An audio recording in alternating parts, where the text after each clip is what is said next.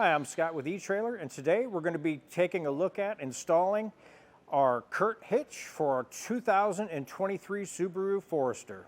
Our CURT hitch for our Subaru Forester is going to be the hidden tube type design, so most of your hitch isn't going to be seen. It's going to be up under your fascia here, and only your main 2-inch portion of your hitch here is going to be showing. Our hitch does have a 5/8 pin opening here. And what that's going to be for is when you put your accessories in, it's going to hold them in place. It will not come with a pin, but you can get one through eTrailer, or you can get our optional locking pin that will go through, and that's going to up the security of any accessories you have on the back of your hitch. As far as your safety loops go, you're going to have access to your standard S-style hook here, or you can use your Clevis style hook here. Really nice. You can have either one of those for your chains on your trailer or whatever you have. As far as measurements go, you're going to have your 2-inch opening here, and that's going to fit most of your receiver accessories that are on the market. As far as your measurements go here, you're going to be looking at right around 14 inches from the top of the inside of your tube here to the ground. That's going to be your measurement to figure out if you're going to need any rise in the shank of, say, a bike rack or a cargo carrier or anything like that. That's a good measurement to have. As far as your measurements out from your bumper, from your pinhole out, you're looking at about 1.5 inches. So what that's going to do is, say you have a bike rack that folds up, you're going to be able to use that measurement to see when you fold your bike rack up if you're going to be able to make contact with the back of your vehicle or not. As far as your weight goes for this one, it's going to have a 350-pound tongue weight rating, and that is the weight pushing down on the tongue itself. That's going to be for the weight of your accessories, like your bike racks with your bikes on it included, or maybe you have a cargo carrier in the back where you put all your stuff. 350 pounds is going to be your downward rating for that. As far as towing capacity, you're going to have a 3,500-pound gross trailer rating for this one. And what that is that's going to be your trailer, the weight of your trailer, and everything that you have on that. With that rating, you're just going to want to check in your owner's manual and make sure that your vehicle is in line with those specifications. You always want to go with the lowest number in there. That way you're all safe. As far as installation goes, this one really isn't too bad to do. Taking the fascia off isn't really tough. You are going to have to do a little bit of trimming, and everything's pretty easy to get at for the most part. But if it's something you don't have time to do or don't really want to mess with, you can always look at our dealer locator and maybe find somebody local that get it installed for you. But if it's something that you want to get done yourself, stick around, watch our video, and we'll show you how to get it done. To start our installation on our Subaru Forester, you're going to want to get our hatch opened up. And on each side here, we're going to remove our tail light housings. So we're going to have a screw here and a screw here. And this is going to be just removing the cover here. So we're going to remove these on both sides. And those are going to be like a plastic rivet. So when you back those off, don't put a lot of pressure pushing inward on the screw head itself. Just kind of let the screwdriver bite and back it off a little bit. And once it starts to come out, you can just grab it with your fingers and wiggle and pull back on it. Could be a little road grime or something up in there, so you just give it a little wiggle and it'll come right out for you. Then we'll remove our panel.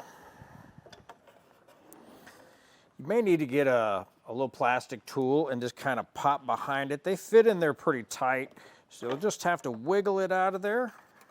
With the panel out of the way, now we need to remove our tail light here. So what we're going to do is just get in here with a Phillips screwdriver and back those out. And we'll set those off to the side where they won't get lost.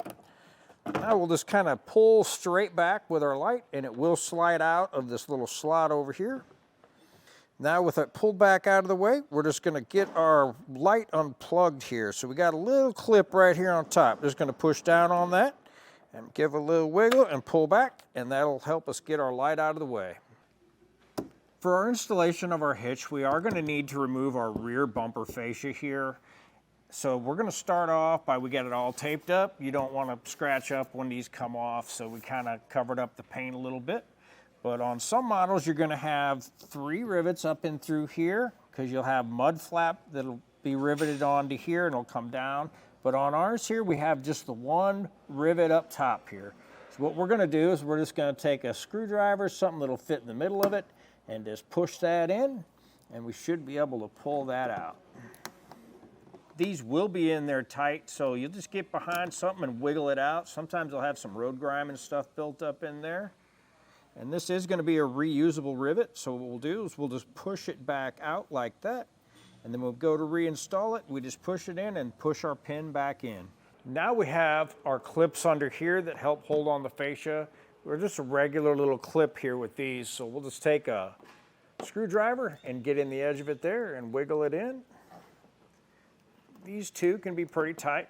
Get some road grime in them, so when you get it out far enough, just give it a wiggle and it should come out for you. We're just going to follow it around the fascia here. Should be 3 on this side that we need to remove and 3 on the other. With all of our clips removed, we're just going to start at the bottom of the bumper down here and just work our way up. And slowly and carefully pull across here and just kind of work your fingers in behind it.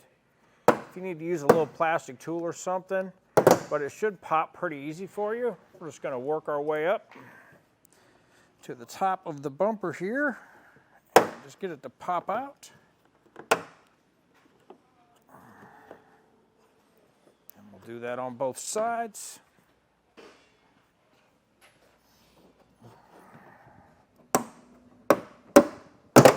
After working around and your way up here and you get out of this little section here, you come down, it is going to be kind of hard to pull and pop out of right here along the back of the edge of your trunk here. So once you get that off, now we're going to have our sensors here that plug into the back. We're just going to push into this little clip here and pull out on that plug. You might have to wiggle it. A little bit of grime and stuff can build up in there. And they can be kind of tight. Now sometimes if you push in on the plug itself, you have to push in pretty hard and then push real hard down on this clip and then pull out, then it'll come out for you. A lot of times these are really hard to get out. It's because just the way it's designed. So if you push in, you should be able to get it out of there. Now we'll need to get our bumper beam out of the way here. So what I'm going to do is I'm just going to take an impact and get them off of there, but you can use an extension with a 14mm socket. You're just going to go in these holes here and get at it. Now get them off of there.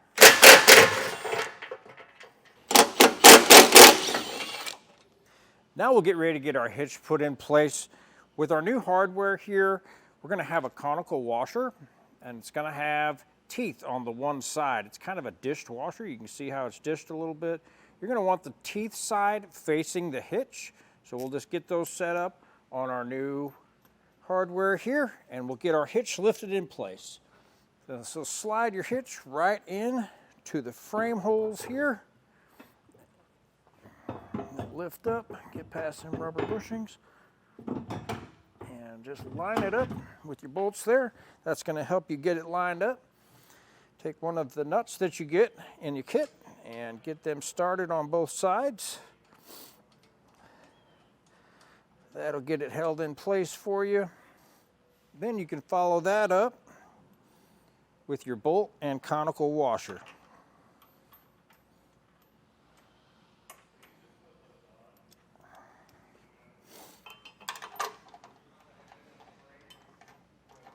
With our nuts and bolts all in finger tight, we're just going to run through and get them all snugged down. Now we'll need to support our exhaust because we are going to be taking off our isolators here, just a couple of them on the back. What we're going to use is a cam buckle strap here.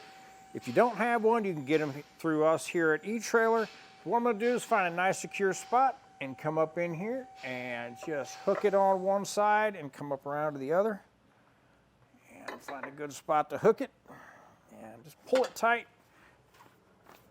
And that's going to be good and tight and keep our exhaust from dropping too far. Now what we'll do is we'll use a little silicone spray, or you can use some soapy water and just kind of spray on the ends of these and kind of where the ends of the exhaust isolator is going to come off there. So what I'll usually do after that is I'll just kind of give it a little wiggle around like that, and that'll work some of that silicone down into that bushing. You can either use an exhaust isolator tool, like they're almost like a different looking pair of pliers, or you can use a screwdriver or a pry bar, whatever it takes to get those off. Sometimes they're soft enough to where you can just get them by hand.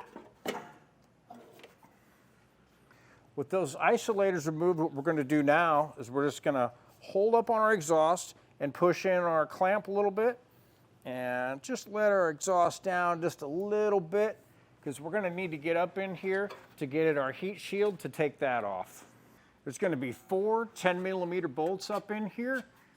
What we're going to do is just take those off, because we're going to need to trim a little piece out of our heat shield.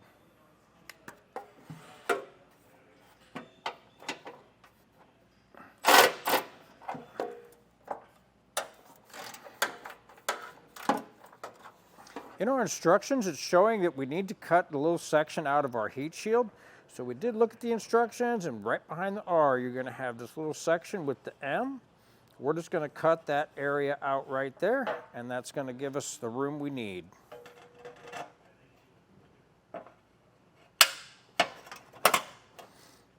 You will want to wear some gloves with this, because the edges of this tin can get pretty sharp.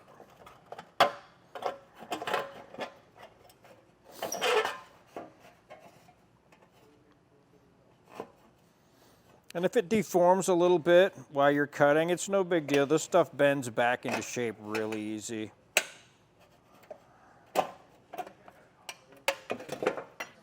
Now we'll get up under here real quick, and we'll show you which grommet you need to pull out. It's going to be your second one back from the back. It's going to be this one right here. And to verify, you can feel up in there, and you'll feel your mount that goes back into your frame tube here. And on your driver's side, you will pop this one here out. That's going to be the one closest to your threaded area here. And you can feel up in there, and that's going to be where your mount is also. Now what we're going to do is we're going to take one of our fish wires in the kit.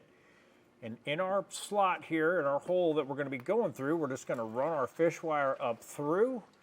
And we're going to go to the back of where our hitch is installed here, and we're going to feel around for the fish wire. You want the coiled end to come through.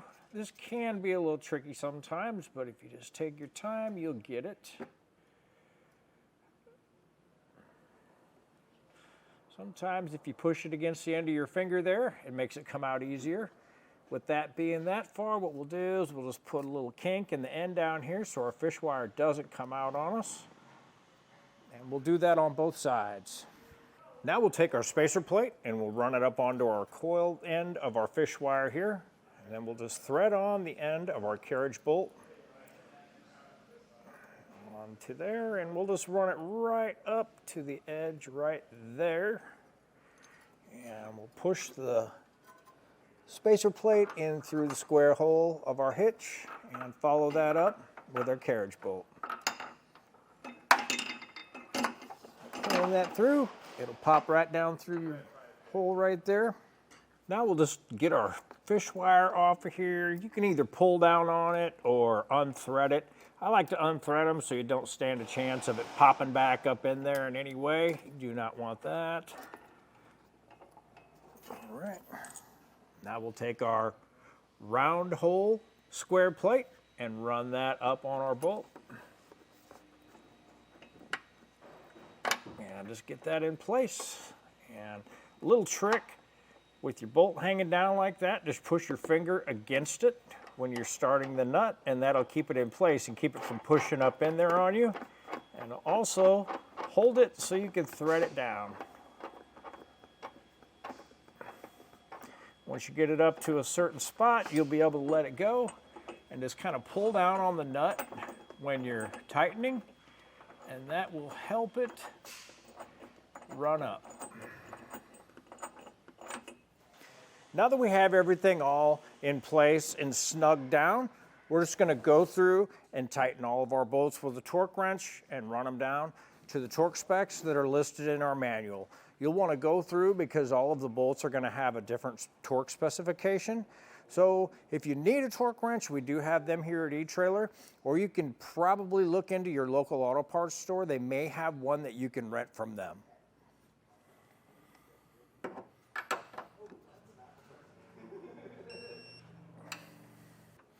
With this one over here by the exhaust, you're probably going to want to get a swivel on there with it just to help you get up in there, because it can get a little tricky getting around the exhaust.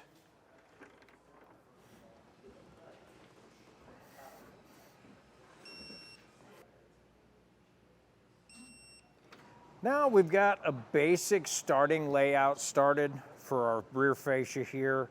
This is just going to be the measurements that we got out of our instructions. We're going to have to cut this out in order for our hitch to fit when I put our fascia back on.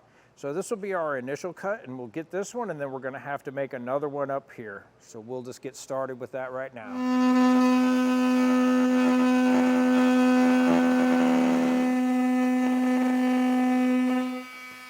Now that we got our main hole cut here, we had to lay out another one, and this is going to be our last cut for our fascia. Basically going to do the same thing as we did with this one. It's just going to be a little bit smaller.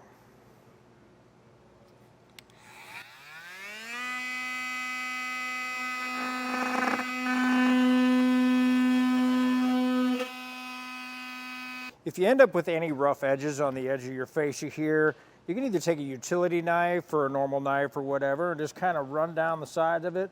A lot of times you can just kind of roll it off with your fingers if you run down it and just pick off the little rolled up pieces, and it makes a nice clean edge. With our fascia all trimmed, now we'll get our heat shield back in place, we'll get our exhaust hangers back installed, and then we'll start to put our fascia back on. And that's a look at our CURT hitch on our 2023 Subaru Forester. I'm Scott, and thanks for watching.